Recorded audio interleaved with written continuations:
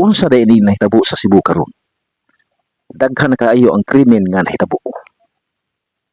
Nakakita ko og balita sa social media bahin sa usa ka insidente didto sa Talisay City, Cebu.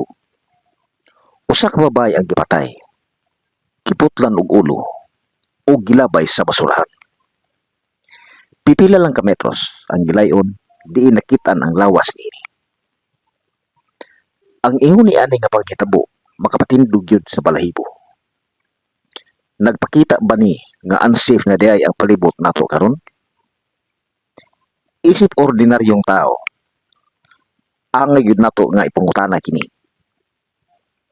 Kay kuya wala kaayo kung simba ko lang mahitabo ni sa atong mga minahal. Bisan kung musakay kag bus, dili na nimo masiguro ang imong kaluwasan. Or kung di ba, maglakaw ka lang diha sa kulon. Panahon na siguro nga moaksyon ang mga naa sa balaod. Kung kamoy pasultion, unsa ang opinyon ninyo bahin niini?